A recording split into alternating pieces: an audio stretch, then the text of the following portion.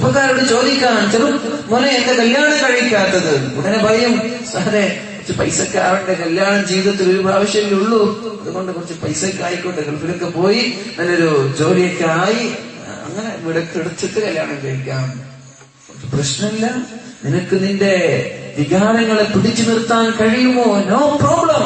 പക്ഷേ കല്യാണം കഴിക്കുന്നതിന് മുമ്പ് അന്യ സ്ത്രീകളോട് സംസാരിക്കാൻ പാടില്ല. കല്യാണ വേളകളിൽ കല്യാണ സദസ്സുകളിലേക്ക് ചെന്നിട്ട് നമ്പർ കൈമാറാൻ പാടില്ല. സ്കൂളിലുള്ള തന്റെ സഹപാഠികളോട് രാത്രിയുടെ യാമങ്ങളിൽ നീ സംസാരിക്കാൻ പാടില്ല. ക്ലാസുകളിലും ക്യാമ്പസുകളിലും ചെന്നിട്ട് തന്റെ കാമുകന്മാരോട് കൊഞ്ചിക്കുഴയാൻ പാടില്ല. നിനക്ക് നിന്റെ ശരീരത്തെ നിയന്ത്രിക്കാൻ കഴിയുമോ? എങ്കിൽ നീ കല്യാണം കഴിക്കാതിരുന്നോ? കഴിയില്ലേ?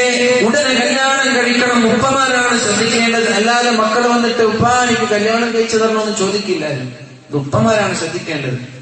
മോനെ പഠനം കഴിഞ്ഞു എന്ന പൊട്ടെന്ന് കല്യാണം കഴിച്ചു കൊടുത്താൽ, കല്യാണം കഴിച്ചു കൊടുത്താൽ അവനൊരു ഉത്തരവാദിത്ത ബോധം വരും, റെസ്പോൺസിബിലിറ്റീസ്. അവൻ ചിന്തിക്കും, എനിക്കൊരുപാട് ഉത്തരവാദിത്തങ്ങളുണ്ട്, ഭാര്യയെ നോക്കണം, മക്കളുണ്ടായാൽ മക്കളെ നോക്കണം.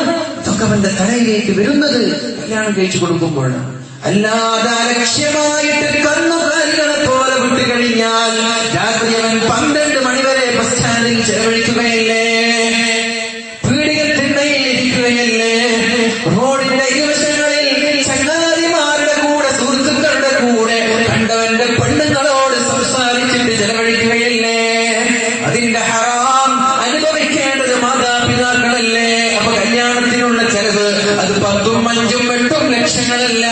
ഒരു 10,000 രൂപ, എന്തെങ്കിലും ഒരു പവൻ സ്വർണം അല്ലെങ്കിൽ ഒരു അരപവൻ സ്വർണം മഹറായിട്ട് നൽകി കല്യാണത്തിന് ബന്ധപ്പെട്ടവരെ വിളിച്ചിട്ട് നമ്മളാൽ കഴിയുന്ന ഭക്ഷണം നൽകിയിട്ട് ഒരു 10,000 രൂപ കൊണ്ട്, ഒരു 15,000 രൂപ കൊണ്ട് കല്യാണം കഴിക്കാൻ പറ്റുമോ? എങ്കിൽ കഴിച്ചോ. അതല്ലേ അല്ലാഹുവിന്റെ റസൂൽ സല്ലല്ലാഹു അലൈഹി വസല്ലം തങ്ങൾ നമ്മോട് പഠിപ്പിച്ചു തന്നത്. ആയിഷ ബീവി റളിയല്ലാഹു അൻഹയുടെ കല്യാണം, ഫാത്തിമ ബീവി റളിയല്ലാഹു അൻഹയുടെ കല്യാണം എങ്ങനെയായിരുന്നു? അല്ലാഹുവിന്റെ റസൂലിന്റെ വിരലനക്കിയാൽ സമ്പത്ത് ഇഷ്ടം പോലെ കൊണ്ടുവെക്കാൻ തയ്യാറുള്ള സ്വഹാബാക്കൾ, ഇഷ്ടംപോലെ ഹദിയകൾ നൽകുന്ന സ്വഹാബാക്കൾ. ആയിഷ ബീവി റളിയല്ലാഹു അൻഹ നമ്മൾ മാതൃകയാക്കേണ്ട ഉമ്മഹാത്തുൽ മുഅ്മിനീൻ, നമ്മുടെ ഉമ്മയാണ്, നമ്മുടെ മുഅ്മിനീങ്ങളുടെ ഉമ്മയാണ്. ആയിഷ ബീവി റളിയല്ലാഹു അൻഹ പറയുകയാണ്, എന്റെ കല്യാണത്തിന് ഒരു ആട് പോലും പ്രവാചകൻ അറുത്തിട്ടില്ല. ഇത് ലോകത്തിന്റെ നേതാവാണ്, സാമ്രാജ്യങ്ങളെ ഭരിച്ചിരുന്ന മഹാനായ റസൂലുള്ളാഹി സ്വല്ലല്ലാഹു അലൈഹി വസല്ലം. എന്തിനും കഴിയാനിട്ടല്ല, സാമ്പത്തിക ശേഷി ഇല്ലാഞ്ഞിട്ടല്ല, പക്ഷേ എന്റെ സമൂഹം കണ്ട് പഠിക്കട്ടെ. ഫീ റസൂലില്ലാഹി ഉസ്വത്തുൻ ഹസന. നബിയേ, നിങ്ങളിൽ എന്റെ സമൂഹത്തിന് ഉത്തമമായ മാതൃകയുണ്ട് നബിയേ. ആർക്കാണ് മാതൃക? ആരാണ് നബിയെ പിൻപറ്റുക? ലിമാ കാന യർജുല്ലാഹ വൽ യൗമൽ ആഖിർ. അല്ലാഹുവിനെ ആഗ്രഹിക്കുന്നവർ, ഖിയാമത്ത് നാളിനെ പ്രതീക്ഷിക്കുന്നവർ, ഖബറിനെ ഭയക്കുന്നവർ, നരകത്തിന്റെ ശിക്ഷയെ ഭയക്കുന്നവർ, ഇവർക്കാണ് ലഖദ് കാന ലക്കും ഫീ റസൂലില്ലാഹ്. നബിയേ, അങ്ങയിൽ ഉത്തമമായ മാതൃകയുണ്ട് അല്ലാഹുവിനെ ഭയക്കുന്നവർക്ക്. അപ്പൊ കല്യാണത്തിന് മാതൃകയാക്കേണ്ടത് മഹാനായ റസൂലുള്ളാഹി സ്വല്ലല്ലാഹു അലൈഹി വസല്ലം തങ്ങളെയാണ്, അല്ലേ? അവരെയാണ് മാതൃകയാക്കേണ്ടത്. ഒരാൾക്ക് സമ്പത്തുണ്ട് എങ്കിൽ കൊടുക്കുന്നതിൽ പ്രശ്നമില്ല, അവിടെയും ധൂർത്ത് വേണ്ട, അവിടെയും ആർഭാടം വേണ്ട സഹോദര. നമ്മളാൽ കഴിയുന്ന നല്ല വിഭവങ്ങൾ നൽകുന്നതിലൊരു പ്രശ്നമില്ല. പാവപ്പെട്ടവനെ വേർതിരിക്കാതെ, പണക്കാരനെ വേർതിരിക്കാതെ എല്ലാവരെയും വിളിച്ചു കൂട്ടിയിട്ട് നല്ല വിഭവങ്ങൾ നൽകുന്നത് ഇസ്ലാം എതിരല്ല കേട്ടോ. അതുകൊണ്ട് സമ്പത്തിന്റെ പൈസയില്ല എന്ന് പറഞ്ഞിട്ട് പിന്മാറുന്ന ചെറുപ്പക്കാരാ, അല്ലാഹുവിന്റെ റസൂൽ സല്ലല്ലാഹു അലൈഹി വസല്ലം തങ്ങൾ അദ്ദേഹത്തോട് ചോദിച്ചു, കല്യാണം കഴിച്ചോ? ഇല്ല നബിയേ. പൈസയുണ്ടോ? സമ്പത്തുണ്ടോ? ഉണ്ട് നബിയേ. അപ്പോൾ പ്രവാചകൻ പറഞ്ഞതെന്താ? ഇന്നക ഇദൻ അൻത ഇദൻ, മോനെ നീ ഇഖ്വാനുശ് ശൈത്വാൻ, പിശാചിന്റെ സഹോദരനാണ്. കല്യാണം കഴിക്കാത്തവരെ നോക്കിയിട്ട് മുത്തു നബി സല്ലല്ലാഹു അലൈഹി വസല്ലം തങ്ങൾ പറഞ്ഞ വാക്കല്ലേ ഇത്? ഇഖ്വാനുശ് ശൈത്വാൻ, ശൈത്വാനിന്റെ പിശാചിന്റെ സഹോദരനാണോ നീ?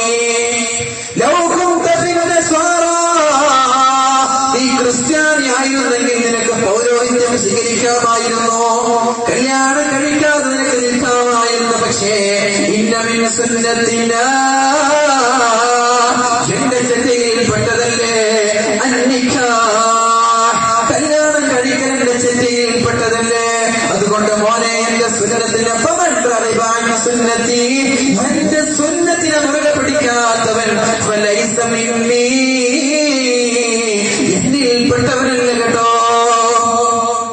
സാമ്പത്തിക ശേഷിയുണ്ടായിട്ട് പ്രായമെത്തിയിട്ട് കല്യാണം കഴിക്കാതെ തെറ്റ് ചെയ്ത് നടക്കുന്ന ചെറുപ്പക്കാരാ, കിട്ടിയവനെ സ്നേഹിച്ച് നടക്കുന്ന, കണ്ടവർക്കൊക്കെ നമ്പർ കൈമാറുന്ന ചെറുപ്പക്കാരാ, നിന്നെ കുറിച്ചല്ലേ പറഞ്ഞത് പിശാചിന്റെ സഹോദരനെന്ന്. എന്നിട്ട് പ്രവാചകൻ പറയുകയാണ്, നിങ്ങളിൽ നിന്ന് ഏറ്റവും മോശപ്പെട്ടവൻ, ഏറ്റവും ചീത്ത മനുഷ്യൻ കല്യാണം കഴിക്കാത്തവനാണ്, ബാച്ചിലർ. കല്യാണം കഴിക്കാതെ നടക്കുന്നവനാണ് നിങ്ങളിൽ ഏറ്റവും നീചമായി വിധിക്കുന്നതും കല്യാണം കഴിക്കാത്തവനാണ്. പഠിക്കണ്ടേ ചെറുപ്പക്കാരാ, കല്യാണം കഴിക്കാതെ, വിവാഹം കഴിക്കാതെ, കണ്ടവനോടും കിട്ടിയവനോടും സംസാരിച്ചിട്ട് ഹറാമ് ചെയ്തിട്ട് നീ എങ്ങാനും മരിച്ചു പോയാൽ നിന്നെ കുറിച്ചല്ലേ പറയുന്നത്, നിന്നോടല്ലേ പറയുന്നത്. നിങ്ങളിൽ ഏറ്റവും നികൃഷ്ടമായി ധന്യമായി മരിക്കുന്നത് കല്യാണം കഴിക്കാത്തവനാണ്. എന്നിട്ട് അല്ലാഹു നിന്റെ റസൂല് പറയുകയാണ്, പിശാചിന്റെ ഏറ്റവും വലിയ ആയുധം എന്തെന്നറിയുമോ?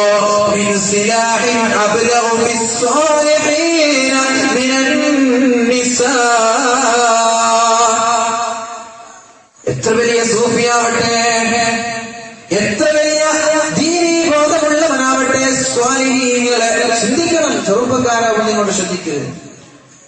നീ എത്ര വലിയ സ്വാലിഹാണെങ്കിലും, നിസ്കരിക്കുന്നവനാണെങ്കിലും, നോമ്പ് പിടിക്കുന്നവനാണെങ്കിലും, ശൈത്താൻ നിന്നിൽ ഉപയോഗിക്കുന്ന ആയുധം എന്തെന്നറിയുമോ?